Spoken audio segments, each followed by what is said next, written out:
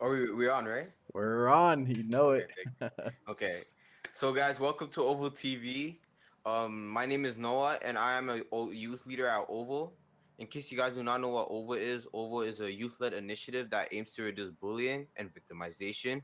We do this through leadership skills, capacity building, and opening up the floor for conversation. Here's my co-host, Christian. Christian, would you like to introduce yourself, please? Yes, sir. So my name is Christian. Like Noah said, um, here I help out with Oval. I'm a youth worker supporting the youth in any ways that they basically need or want. And so Noah, what do we have lined up for today? So today we're going to be talking about hope. And in case for those who are tuning in, you can send a message to engage with us and to let us know what you think about this topic. And also, I want to welcome our special guest who we have today on OVO TV. Eddie, you want to introduce yourself? All right. Greetings, everyone. Peace and blessings. My name is Eddie Martinez. I'm a coordinator for a program called HOPE at Young Street Mission. HOPE is an acronym for Helping Offenders on Probation Excel. So we work with individuals that have conflict with the law situations from ages 16 to 29. And we're there to help them to navigate through the justice system. Similar to Oval, the justice system can be a bully sometimes, and you need people that's there to stand up against injustice, especially amongst the marginalized community, the Black communities, the less fortunate. So we are standing up in that gap where we now are helping those who find themselves on the other side of the law, based on poverty situation, economical situations. So we're here to help them to get back on track. Thank you, Eddie. So today, guys, well, we're gonna start with an icebreaker. And this is the question: if your life was based on a movie genre, what genre would it be? Chris, you want to answer that question first? All right, I'll go first. Streets. All right, so I think I'll even base it off my birthday. So my birthday is April 1st. April Fools. And so, obviously would have to be a comedy. So that's the genre I would definitely pick. Let's hear from you, Eddie. Okay, so all I have to do is say the genre. I don't have to name the movie, right? No, no, no, no, no movie. Yeah, yeah. Nice, nice, nice. So my genre will be action packed. It'll be an action film. Definitely, All there's a lot of right. excitement in my life, and definitely action. Thank you. Hey, that sounds exciting, man. I actually want. I'd like to see a movie based on Eddie Martinez. Hey, how about you, Noah? Mine would probably be mixed comedy and action, cause like Okay. there's a lot of like jokes and stuff in my life. Like we have a pretty funny family, and action because there's a lot of action, you know. Yeah, but yeah. That's good. That's good.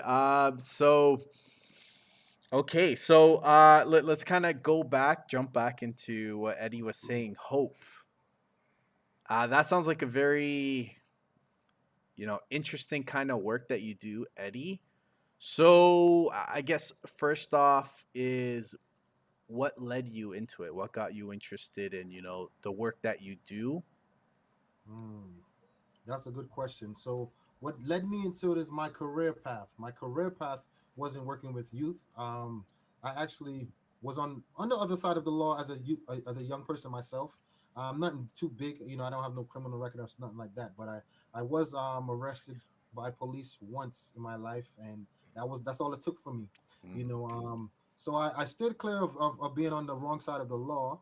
However, I grew up in a neighborhood in New York City, which was a lower economical one. So I grew up in poverty, and I seen a lot of rough things, harsh things in life.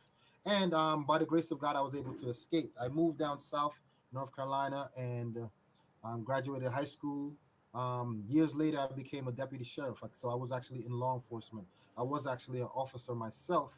Um, I started off as a detention officer first, and it wasn't a career of choice per se, but based off the financial need that I had, literally, I had to, whatever job that was paying the most, that's what I needed. So that's how it was for me. So I ended up into law enforcement by just a need for certain financial stability, and through that, I now um, start to get involved in my career and working with people. working in a correctional facility at the time. I'm there for 12 hours with inmates. Mm, So as I'm there, there's stigma against people that have criminal records. You look at them a certain way. That's a society. But being there for a certain duration of time, I start to look at everybody as normal human beings. Everybody's just regular. And I was building so much great relationships. That superseded my position and my role. So it required for me to now. My role was just pretty much monitoring, keeping the place safe, and keeping order. But because I'm a relational person, I'm talking to these guys and asking them their story and what's the backstory, and that piqued my interest to go further. Um, Away from that, my father was actually in prison my childhood. So I grew up without my father in my life mm, physically. I had got letters from prison, which was amazing, but not physical. So that is another influence to the type of person I am and the type of work that I do. So between being a child of someone who's incarcerated and then working now in a facility and then now being a law enforcement officer, like all of that as a combination to bring me to where I'm at now. So I moved to Canada in 2012, and I worked in a warehouse and regular jobs until I found this job that I currently work at, Young Street Mission. And this was it.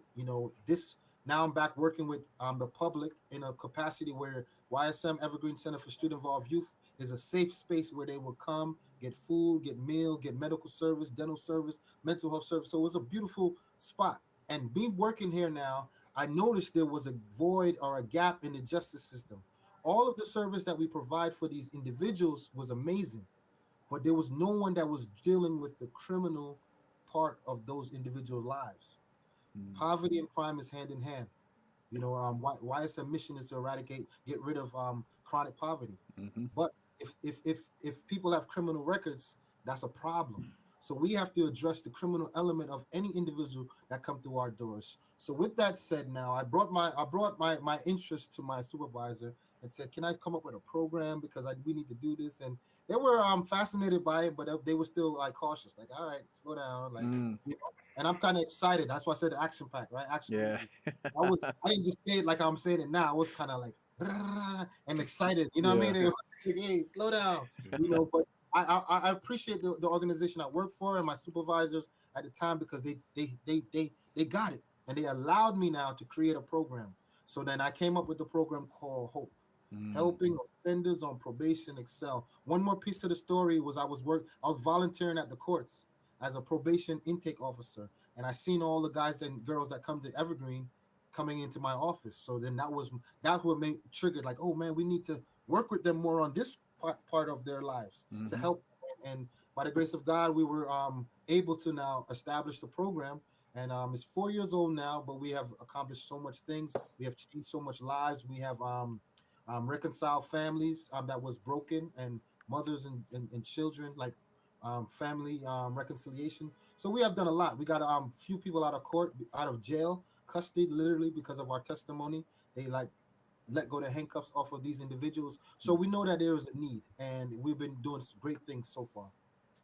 Wow. Yeah, that's man, that's actually amazing That's great, because man. even with I guess not knowing the full backstory of Hope, I thought it was something that was there, but you know, you're the one that created it. You're the one that founded that. Like that's amazing. I would have to say.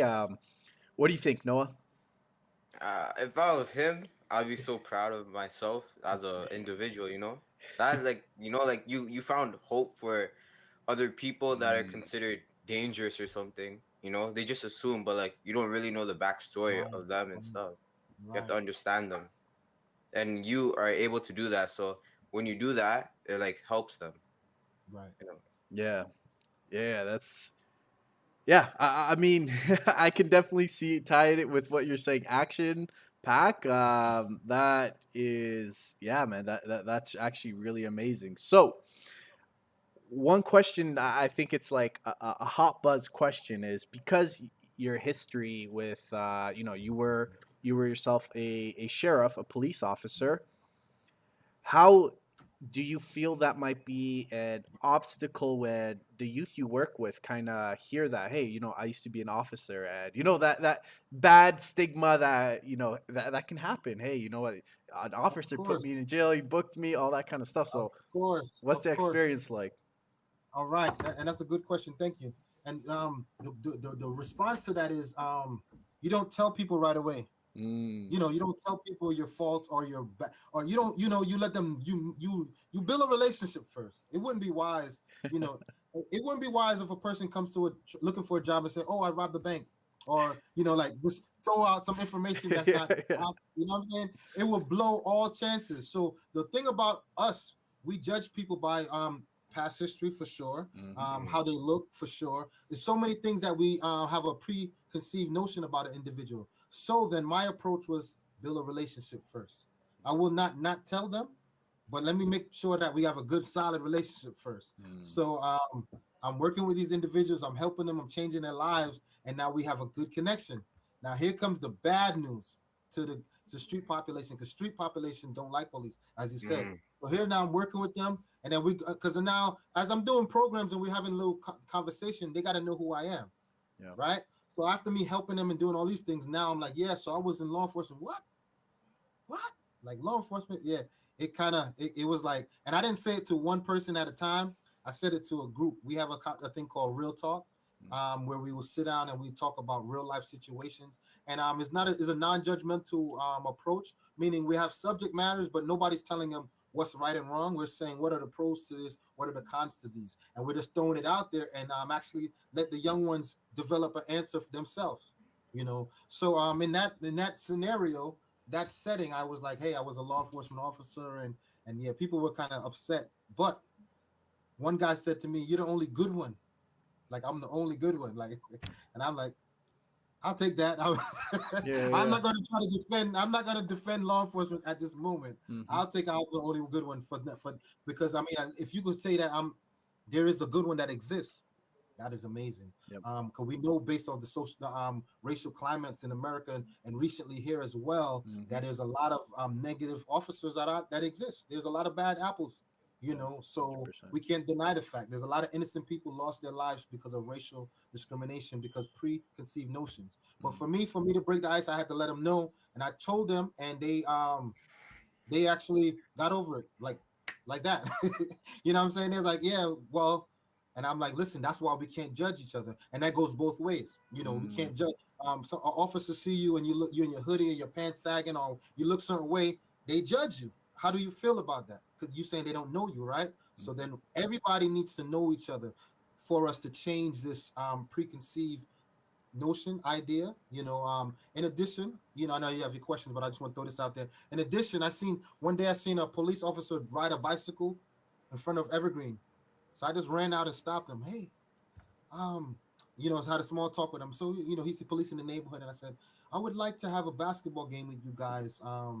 We're street involved. He said, yeah, he knows about Evergreen. I said, yeah. So we have a street population that are not too keen about officers, and on officers not too keen about street involved youth. There's a Mhm. notion on both ends. Yeah. But I would love to have a game that we could play basketball. And I brought it to him, and he said, good idea. He's gonna bring it to a sergeant, and he brought it to a sergeant, and I brought it to the youth. The youth were happy because they said they're ready to slam dunk on these guys. They're ready Yeah. to ball on them. So they was like, yes. You understand what I'm saying? But here's the thing: the sergeant said to me that if they don't play on teams, they're not gonna have the game. So Mm. I wasn't even thinking about playing on teams. I was like, oh man, but this game must take place. So I just said, you know what? And I went back to the guys and said, we got to play on the same teams. They're like, no, I'm not playing with the boy them. That's the slang. Mhm. The boy them. And I'm like, oh, and I'm looking like, how can I work this out? Because it got to happen. So I said, okay, only those who want to play will play. So I told my son, like, hey, son, I need you to come and play. And he came, I told my supervisor, he played basketball.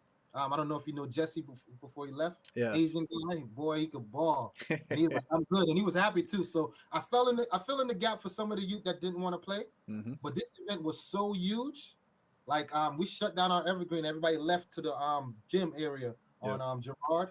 We went to that other YSM location, and everybody came. So when the game was about to start, these youth that said they weren't playing, saying, "Can I get a shirt?" Because I gave out hope shirts, and it was like, Yeah. "Oh, Eddie, you got a shirt for me?" I said, "You said you weren't playing." It's like, "Yeah, I changed my mind." I'm like, "You want to play on the teams of the officers?" And they're like, "Yeah, I'll play." So it was so hype. We had food. It was so hype, and we had performance, special gift performance. So Mm, guess what happened? Now I'm taking back shirts from my supervisor. Like, yo, I'm sorry, they're here now because it's for them. So yeah. now I give back the shirts. My son still got to play. I wasn't gonna take back a shirt from him, but everybody else they gave back their shirts. And officers and youth are playing on the same team. Mm, This was so amazing because what happened is now because they're on the same team, they have to work together. yep. So now when one of the street youth make the shot, he's high fiving the officer. When the officer do a layup, they high fiving each other. And I'm kind of hyper, right? I'm energetic and I'm lively. So you know when only thing to differentiate when anybody like the Hope member make a shot, we have a song. I have a theme song called Hope. So it'll be like hope, hope, hope when they make it. But then when the officer make a shot, it was like whoop, whoop. That's the sound of the police. An old time hip hop song. Anytime an officer make that shot, it was whoop, whoop. So it was Yeah. so fun, and these guys were smiling. I'm in my story, but here it happened. I have a hope banner. There's a hope burner. You may not be able to see it, but you see this little photo right here, just a little glimpse. I Yep. have a big banner, and it was up there. And one of the officers came to me after the game. He was like, that's Alpha." I said, "Yeah." He said, "I arrested him the other day. Can you tell him I'm sorry?" An Mm, officer told me to tell a youth that he's sorry. And I was so amazed by that. I'm like, "What you mean? You arrest him, you were doing your job." He's like, "No, I didn't have to arrest him, but he ran." And he said, "I want you to just explain to him why I arrested him." And I said, "Oh my God, this is what's the purpose of the game." Because if we had we not played the game, there would be no apologies. But yeah. because they were seeing each other as normal human beings, it broke that. You understand what I'm saying? And some of these street guys said, "Anytime you have in this game, make sure you invite me." I said, "I will." You understand what I'm saying? So, and that, but this is before COVID strike, but it was so good. We're 2 years successful, but then COVID was the third year of it, right? Yeah. And now we're in the fourth year. So hopefully we get back to it. But the point of all of this is not an officer situation. And the good thing about it, when I was trying to convince them, I was saying I was an officer. So now I can say it a little bit more now because now they know me. I'm like, Mm, yeah, I was an officer. So come on, you like me, right? Am I not like so? Is it to break down these stigma, these preconceived ideas that we have? We yeah. have to work on it. It's not saying that everybody in the streets are good people. No, some people are doing violent crime that need to be accountable. And not to say all police are just friendly guys doing their job. No, they have racial discrimination, prejudices, all, and that Oval addresses is Mm, there in our population too. You understand what I'm saying? Some of the officers were bullies. You know what I mean? Some of the laws and the racial stereotypes in the justice systemic oppression is bullying. So mhm. and that's why I'm glad to be on this platform, even though it's a different kind. I just want to make sure that we could see there is a connection. Thank you. Yeah, no, no, 100%. I think it's something super important because even with bullying, people can relate. Oh, it's only for youth. It's young kids. They don't know better, so they're gonna bully. But man, adults bully too. You're right. That's how they control things, make things happen that they want. Yeah, I think it's a really good point that with that tying of bullying and even in the justice system, all that stuff, it happens everywhere, and it's important to uh, speak about it because we gotta shine a spotlight on that these kind of behaviors, that unwanted behaviors that negatively impact everyone around. Imagine It, this. Let me throw something there. Imagine now one of the youth that I'm working with committed a crime, but it was through bullying. Mm, He didn't want to do the crime, but the peer pressure of the people around him and they're calling him names, he ended up getting a criminal charge. Does he fit in the same category as the rest of them that's facing these criminal charges? No, he does not. But do we know that? We don't. We just see a yeah, we person just don't and we know. know that he committed a crime, but we don't know the backstory. yeah. So guess what happened? There is a lot going on and we don't know. We're just looking at everybody as criminals, but a lot of the criminals are actually being bullied and commit crimes. Yeah. So it's very important for us to break it down, and that's why I appreciate these platforms to kind of bring a little broader perspective. If we don't talk about it, it's not we don't know. We That's don't true. our That thoughts are even limited. like even like when you like I know it's like a little bit off topic, but like when you read history books and stuff, I don't believe every single word it says and stuff because like you weren't there, right? Like how could you know possibly? Maybe Mhm. the winner wrote it. the winner of the war. He's saying, oh, he's the good guy. Mm, How about the loser's perspective? You ah, have to understand both sides. right. And That's that's the a thing. good. That's a good point. That's why we want to dig in our history a little more, and we want to fact check as much as we can. But that's a good perspective. I appreciate that, Noah. Yeah, 100%. What's your next question, Noah? Okay.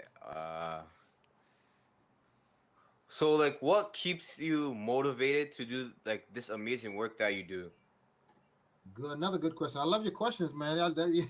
Took some time and thought into it. What motivates me? What motivates me is when I see the what touches me the most. I want to say touches me the most is when I'm like the parents.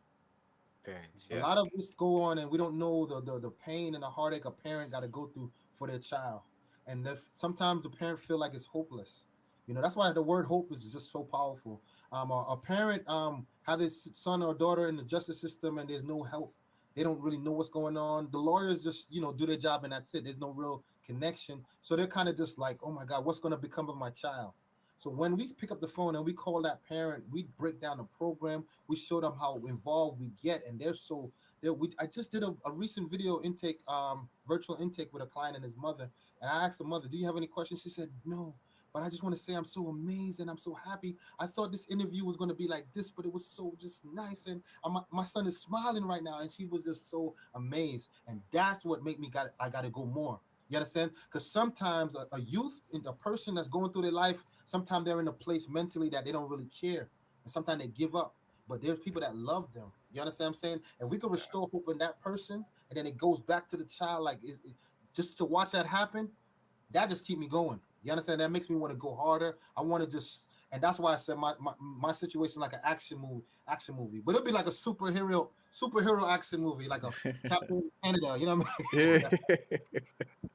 You know what I'm saying? Because it's like it's amazing, and that's it. It's not the pay. It's not my job, not my salary. None of those things. It's just to see the mother, see the hope restored in people and youth as well. But the parents, it's a strong influence on me because it's like, wow, this lady thought her son was gone, and now she get to see a little light and she have hope. Wow, So yeah, Mm, the parents. Yeah. No, that, that's that's that's great, man. yeah. That's actually good. That's beautiful because I think even you know it relates for those that we've had a caregiver. Some fortunately might not have a mother, but I think it's definitely something you can draw upon. Seeing that hopelessness is gone, and we've all experienced it. Some days, sometimes we can feel hopeless, and just a small act or just knowing somebody is there, a support system, it really does give you that hope, encouragement, re-energizes you, and allows you to look at a future that you thought was not there, a possibility, right? So yeah, that's I love this, man. I'm so glad to have you on board because Thank even you.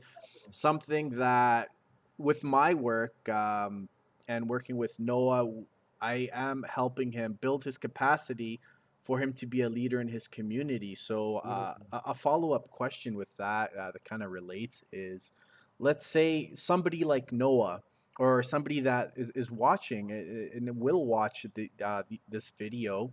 Let's say they have a friend that is heading down the wrong way. What's some wisdom? What a wisdom that you'd say for that friend? How can they help somebody?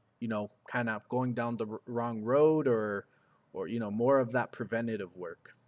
Right. So if that person is your friend, that means you know them to a certain degree, right? Hmm. So you're not gonna just say, "Hey, man, you need to go in this program or do this," because you know if they're gonna say, "Nah, man," or resist. So some people probably would just listen to advice because that's how close they are. But some people you have to be more strategic with the way, as you said, wisdom on how you direct them, so it won't be so intrusive. It's more smoother. So give you an example. When I do presentations at probation offices, I don't just say, "Hey, tell them about the program." A person, I mean, even if the program is the best program exists, they don't just hearing as a program is already a turn off. Mm-hmm. Like nobody cares about a program. Oh, I got a program for you. Nah, I said, but I said, don't tell them about the program. Tell them at Evergreen they do free haircuts. Tell them Mm. that, like, tell them the good stuff that we have. You know what I mean? And then let them get into the when once they get into our space, we'll get the rest. You let me know, of course, who the person is, Yeah. and so I know Johnny's coming. But you didn't tell Johnny about the program. I mean, you can, but you don't have to. You could say, "Hey, there's free haircuts. You need a haircut. You get there's music class. You need studio." You're like, tell them all the good stuff because that's luring, right? And now they Hmm. come. They sitting in the barber chair and I'm cutting their hair and I already know who the person is because I'm expecting them. You know what I mean? So okay, that's Johnny or whatever. So I could just go into like when they sit in that chair, their mouth start to open and they everything. A lot of information come out. It's therapeutic. It's like a for us when we get when we get haircuts and stuff like that, Hmm. we kind of like comfortable. We're relaxed. You're getting groomed up, a fresh lineup or whatever, and you just talk about life. We just small talk and then I could now get more into their life. So me saying that the point is what I'm saying is when you want to help somebody, you don't probably depending on your friend and your relationship, but you don't want to kind of make it seem like hey, you got to be smart. So you got to say, oh man, you know what? You should do this and make it more not direct, unless you just have that solid relationship and you could just say, hey man, you need to get a job, you need to get your life together. You know what I mean? Like if you Hmm. have that. In most cases, a lot of people get defensive when you're telling them what to do with their life. So Yeah. you have to be suggestive in a more way of wisdom and find an another way around it of how to tell them that the shirt don't look good. You're not gonna say, yo, your shirt look ugly. You know what I mean, man? You gotta be saying like the weather, man, it's kind of hot, brother. Don't you? You gotta, you gotta, I know you what gotta you mean. I gotta know be what you smart. mean. Don't let them catch on to you though. What you trying to say? My shirt is ugly. Like you gotta be smart. You know what I'm saying? And Yeah. but you and your relationship, you know how to do that. You understand what I'm saying? Mm. So you have that answer, but it's just about thinking on how you're gonna tell somebody something that's not really good news or something that they need to do with their life. But you want them to be inspired. So you just have to find a way. How can I inspire someone? So for us, our program is not to tell people to don't do this and that. We're trying to inspire them to change, and that's Mm. our approach, and that's why it works because we're making it motivational. And they're Yeah. like, Yeah. Yeah. It's like yeah, I get what you mean because like when like say for example, there's like a rude teacher and there's a student that's not like incredible at school, for example. mm-hmm, Say like they're just like disrespectful because mm-hmm, they did something bad or on the test. They could like shut them down. You know what I mm-hmm. mean? Like, oh, why you do that? Whatever, whatever. Then after that, that student could feel like sad in a way. It doesn't motivate them. It like decreases it in a Mm-hmm. way. So Yes. like we have to understand how other people want to be approached. That's Ah, the thing. You always have to like understand someone before you do something. Like you and have to understand where they're coming from. Yeah. Mm. beautiful. Thank you for that because Yeah. what happened is this: what happened? Bullies were bullied. Mm. Mm. Think about that for a second. You understand what I'm saying? So then that means there's a need for that individual. Though we're looking at them as, man, there's just an evil guy in there to bully, but hurt people hurt people. So somebody hurt them and put them in that where they say nobody's gonna hurt me again. I'm gonna hurt people. I'm gonna take control of that. So bullies bully people or word bullied. So guess what happened? With that said, that means there's a need for that individual. So if you mention that kid in the classroom, the child, the youth that's probably disruptive and he's acting all weird and like why he's not acting like everybody else? There's something wrong. You understand what I'm saying? So now a teacher who loves their job, instead of saying they're gonna just discipline people, this is a system, just throw them in jail, we're going to say what's wrong with that individual, how can I help, because I'm concerned. I'm more concerned of the what caused him to act like this than what him acting like it. He's Yeah. acting like it, but what caused it? So how can I approach that? And I'm gonna give you a little confession of my younger days. My school was a bad school, Mm. and you follow kids. I followed people at the time before I found who I was.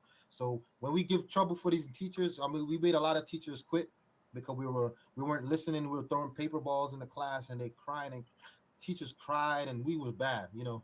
But everybody was responsible. A bully probably started it, and everybody just took off. You know what I'm saying? But guess what happened? But here's the thing: one of my teachers, and I'm just piggybacking off of what you said, Noah. One of my teachers was from England. Mm. This man got our attention.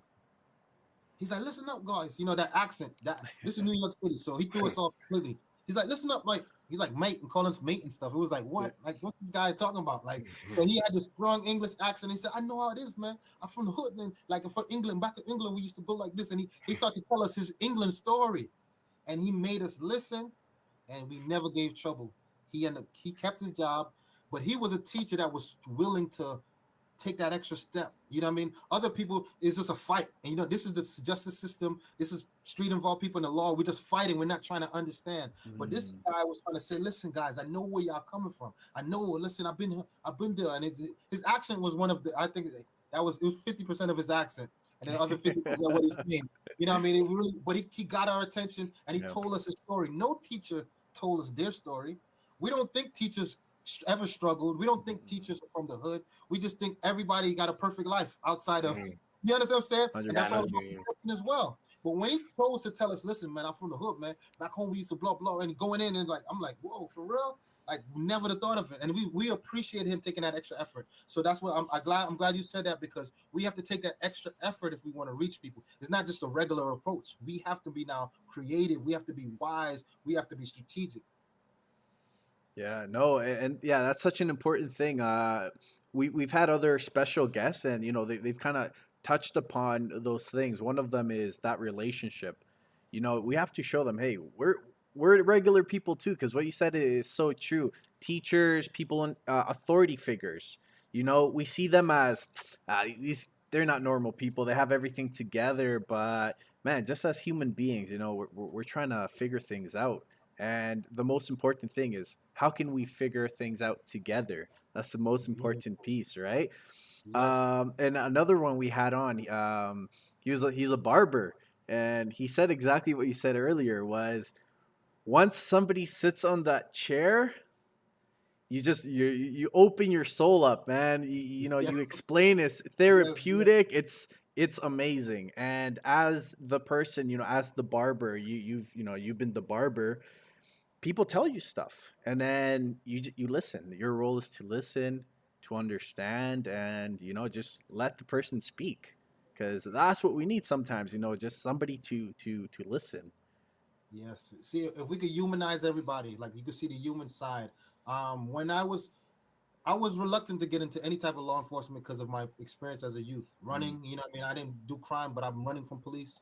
Like that experience. Then the one little arrest that I got when I was younger, I had a bad taste of officers, right? mm, But I became a detention officer because I needed money and I needed whatever job that would hire me. So I mm-hmm. went through it, and then I just moved up the career ladder. But when I became a officer, my supervisor, we in the patrol car, and this guy is playing Biggie Smalls.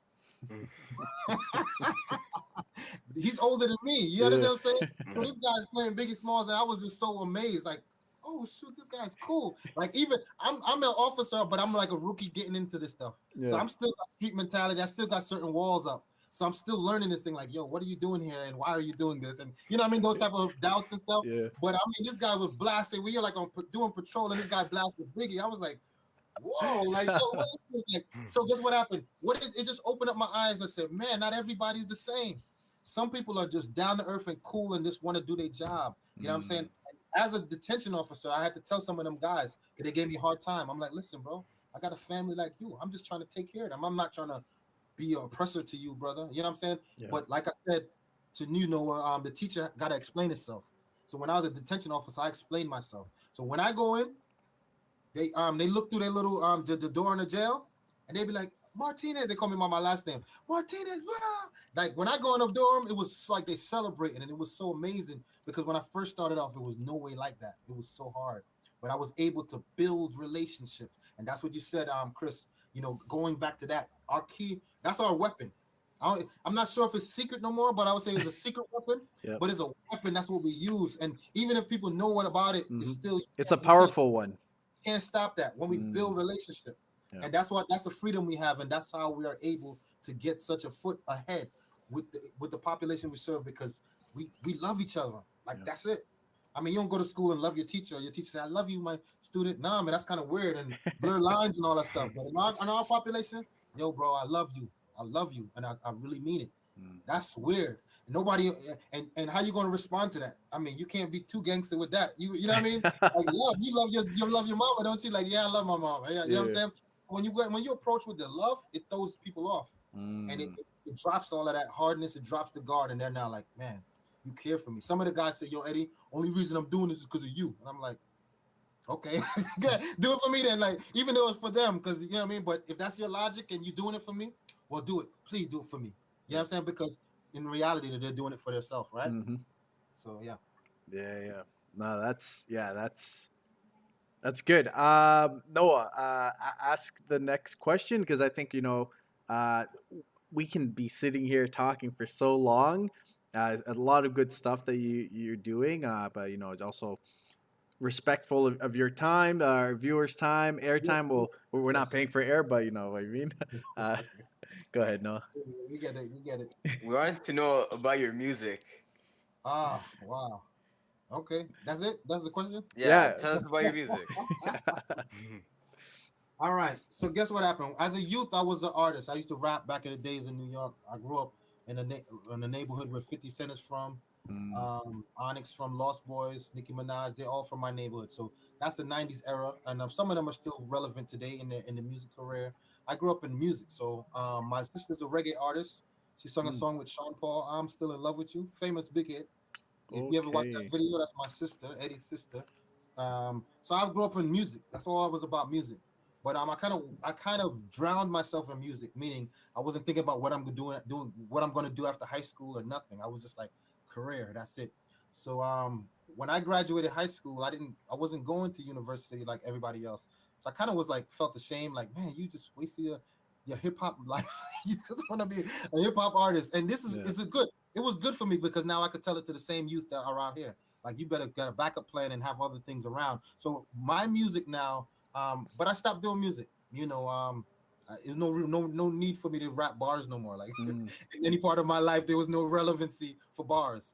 But when I came to Evergreen, I seen the relevancy for bars. mm. These youth are rapping, and the coworker that I work with, Jason, he makes beats. So he playing Hey. some beats one day, and these youth are rapping Yeah. and I am old school, and some of my rap judgment is biased because I'm coming up from a lyrical era where you got lyrics and you're saying something. Mm-hmm. So I was like garbage, you know what I'm saying? And these dudes like what, like yo, what you got, like yo. So then guess what happened? This guy started to rap battle me. He Hey. started to throw some bars at me. You know what I mean? So he didn't know. You know what I'm saying? Like you can't judge a book by a color cover, right? So Uh-huh. he don't know I got bars. So he just throwing his bars and everybody go. And then I just went back. Boop, boop, boop, boop, boop, boop, boop, boop. The whole place went on fire. And at that moment, I was like, Jason, music. That's how we're gonna connect with the young people. They love Mm, it. Look at this, and the people start rating me now. Like you know what I mean? Yo, I rate you, man. I rate you. And they're like, yo, dog, you're good. And it was a brilliant thing. So for you, young man, you asked me what about my music. So now I went back in music full flesh. Because now guess what happened? I know that it connects with people. You know what I'm saying? And in my music, because I'm conscious and I'm aware, I know who I am. I'm not gonna say nothing outside of that. So and I believe I'm lyrical. So my challenge was now to be hot and say something important. You understand what I'm saying? Like yeah, that is now a challenge because everybody, if you say something hot is not really important, it's more destructive. for If sure. you're doing something bad, you calling people certain names, and it's just like all over the place. You know what I'm saying? But then my challenge was like, man, say something important, but you got to be hot with it. And I challenge myself. If you go to my site on Instagram, IG at the Dying Thief, that's my name, my rap name. I challenge myself to be lyrical and entertaining at the same way. My background is Caribbean.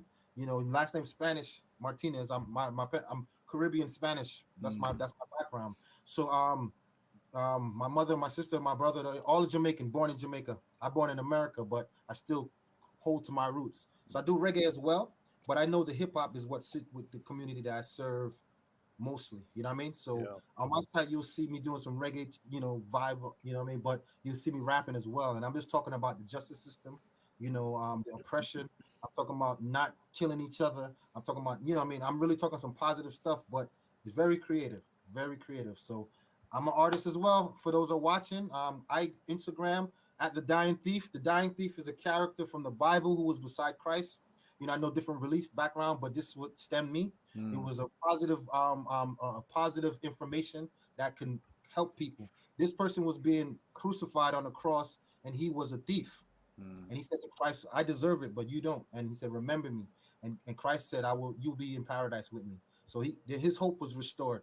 yeah. So I'm about hope, and I'm about restoring hope, and I'm about second chance. So what other name than dying thief?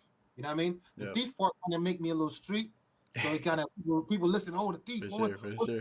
what is it about? But when they hear me, they're like, but it's dope though. You understand what I'm saying? So Yeah. strategic. That's how to go back to your question, Noah. Like, how do you tell your friend? You know what I'm saying? So you got to be strategic. So people hear the word thief, it's like, oh, man's a gangster or whatever. You know what I mean? But it's the dying thief, a man who got second chance and changed his life around. That's what my music is to inspire changing your life around.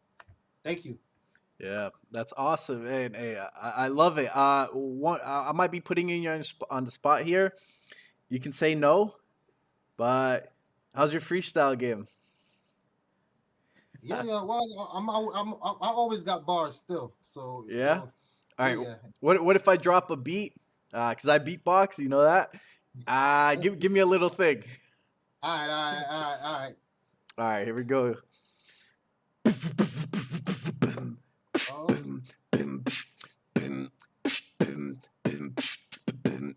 yeah. Let's go. Dying Thief on the OVOL show. Yeah, yeah. Go ahead and crucify me. I know the world, y'all never liked me. They got me fighting, never to be taken slightly like away with them. The crown saying, man, don't play with them. Pulling nail in the man, get him. I be the dying thief with the iron teeth. I said my peace. Then the Lord, He granted my release. Though I died, I was born in a different form. And after the storm, and goes the calm. So I gave up the ghost so the flesh wouldn't boast. Discipline, I see me here. Lick the nozzle, touching your cytoplasm. Then I'm ghost like Casper. But I return in like manner. Hosanna, Alpha and Omega. So we stomp like Gamma. Heard the hammer when it was pierced in my skin. Destroy the flesh, but can't touch the man within. Mm. Hey, Okay, you that got the was beatbox hot. That going was there. hot. Yeah, yeah, I appreciate that. You may be a little older than I think then. Blessings, man. Thank you for having me. I love you guys. Keep doing what y'all doing. Let us collaborate more. You know, sometimes these young people need to see older people and just get a story. I did a presentation a while back, you know, to the younger guys and tell them what we offer. But anybody's going down the wrong path, you know, finding itself, they may have not committed crime, but it looked like it, and they need a little inspiration. You know, we can send them over here, or I could come and have a little talk with the guys because we need positive reinforcement. You know what I mean? Sometimes people are doing good things, but sometimes they get boring and you know they want to have fun and they need somebody to say, nope, nope, stay on the right course. So we here. I'm gonna end with this. I grew up in New York City beside a young lady named Nicki Minaj. She was my neighbor. So a big old celebrity Queens, pop star. Queens. You're from Yes, it Queens. is. Yes, yes, Damn. I am. So I grew up with a celebrity big star, Nicki Minaj. That's my neighbor. I talked to her family. We're talking right now. Her brother's in prison, unfortunately, and I'm there for him as well in New York. But her brother was being bullied in New York in elementary school, and I stood up for him. I told the bully he don't want to fight you, but I'll fight you. You know, at that time I thought I was a tough guy. You know what I mean? But so he was like, I defended him, and then we went home together. Found out he lived on my same block, so we live on the same block. His mother came to see who her son's outside playing with now, because now he's outside every day. You know what I mean? And this is so important because even to this day, before he was incarcerated, I seen him and he was like, "Listen, yo, I thank you for standing up for me." I'm like, "What? That's so long ago." You know, I was like, Yeah. over 20 years. I'm not gonna add no more because I don't want to throw it out like, yo, this man's super old. No, but yo, this guy was like, "Yo, thank you," and I'm just like, "Wow, you don't know how far it is when you stand up for people." You understand what I'm saying? It goes so far. And the funny thing is, now I found out his sister's a celebrity. Like I grew up with her, not before the hip hop, before all the fame, and was regular people. Like you never know, who you help. Like go and do good to people. You never know when it will come back to you. Blessings, summer. Thank you. Amazing. Hey, thank you so much, Eddie. Yeah, we'll let you go. Any last thing you want to let Eddie know, Noah, before he goes? Me, no, I have no more questions. No more I'm good. questions. All right, man. So But much I had a respect. great time. I had Yeah. a great time. Yeah. Thank you. Instagram, if you're on that platform at the Dying Thief, you hear some more bars and more videos. All Hey. right. All And right. positive things. God bless you. Thank y'all for having me. All right. God bless you, Eddie. Thank you. Take care. All right. Bye. All right. So here, let me switch this over here. All right. So that was beautifully put. How he ended it. You know, um, do good. How because you never know, really. When you bless people, you help them. Um, Connections is such a strong thing at the end. So, yeah, we'll leave it like that. So, thank you everybody that tuned in. We'll keep everybody posted. We'll link Eddie's social media up, so we have people engaging with him. So, take care, everybody.